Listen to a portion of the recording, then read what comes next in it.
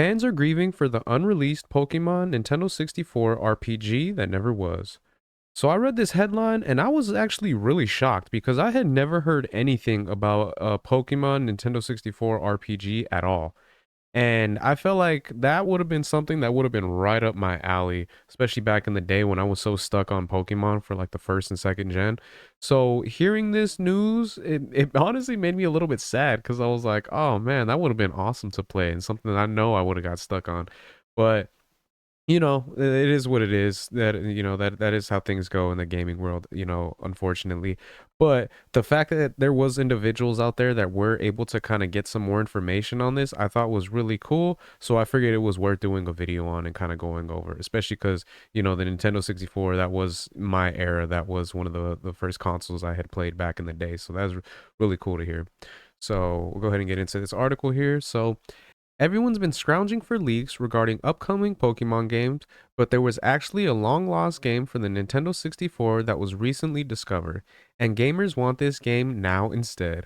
On Reddit, a leaker shared the devastating news that a game called Pocket Monsters RPG had been planned for the 64DD but was scrapped during development. This was sad news for the longtime Pokemon fans who had dreamed of playing a game like that back in the day, said one saddened fan, the game we all needed but sadly never received. And that is, so true. Those are very honest words right there because a game like this, looking at these photos and everything like that, I felt like would have been so awesome. Because, the games that we got back in the day were like Pokemon Stadium and then Pokemon Snap. And those were cool, don't get me wrong, but this looked more in the vein of what we were able to actually play on the Game Boy, Game Boy and Game Boy Color.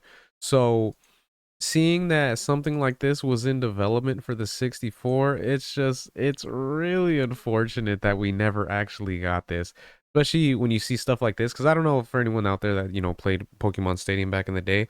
There is one of the sections where you do a battle. It kind of looks very familiar to this, so I wonder if there would have been some type of connections between Pokemon Stadium and then this game right here, or if they would have just kind of if they were like different developers and kind of doing their own thing. But seeing that we would have gotten an RPG like this, it's so cool, man. Being able to ride Lapras and everything like that, like you did in the Game Boy games.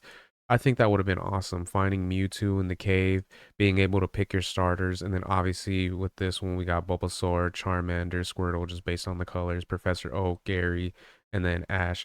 So seeing this that this would have been for the 64, it's just I like it said right here with fans, I'm really sad that this never came to be. It's really unfortunate.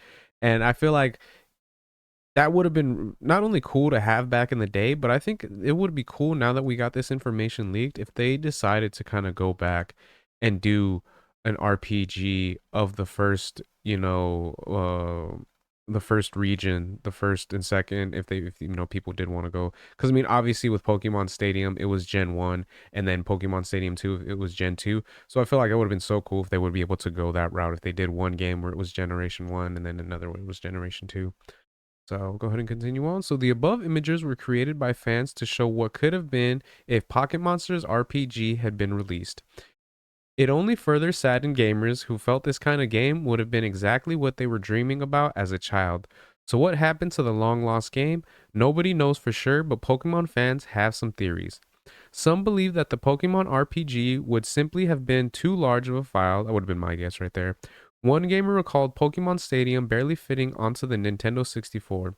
A 3D game full of various maps and NPCs seems like it would have been a heavy lift back in the day. And that is extremely true. That is one of the things that was kind of difficult with the 64 and everything like that. It was able to come out with some great games, but just the memory on that thing was just very limited, which made it extremely hard. That's why a lot of fans were really happy with Resident Evil 2.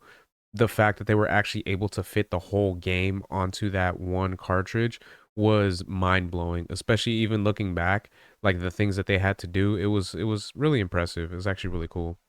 So another pointed out that the 64DD was discontinued after many delays. It finally came out in 1999, but didn't last all too long, ending its run in 2001, just a few years later. A lot of the games that were supposed to come out for the 64DD ended up being repurposed and sold on different consoles. So it's possible that Pocket Monsters RPG was made into what fans now know as Gold and Silver for the Game Boy. And that's, again, really disappointing just because I felt like 3D games for like the 64 versus Game Boy games were kind of in their own areas, more to, so to speak, kind of a thing, you know? Just because, yeah, that is cool that we were able to get silver and gold. They were both able to do something which was really amazing, which is that when you beat the game, you're actually able to go back and face off against the Elite Four from the first game, which was really cool. But yeah, I feel like if they were able to actually make a game like that on the 64, it would not necessarily have a different fan base, but they would just be in their own, like, their own way of going about it. You know what I mean? With having a 3D version versus having the top down. So that is awesome that we were able to get gold and silver. Don't get me wrong, but I feel like this would have been so cool to actually have for the 64 and be able to play. The story behind Pocket Monsters RPG is sadly unknown, but trainers should look to the future to see how far the series has come. Nintendo Legends Z and A, which is rumored to come out this summer, is an open world Pokemon game that will hopefully scratch the itch for any fan who wishes they could explore a world full of Pokemon freely. And yeah, that is one thing I've mentioned before to people. I'm like, I really wish that they would actually come out with a Pokemon game where you could actually go into any region. You know what I mean? From generation 1 all the way up to what they are now. I think they're at like generation 8 or 9 or something like that.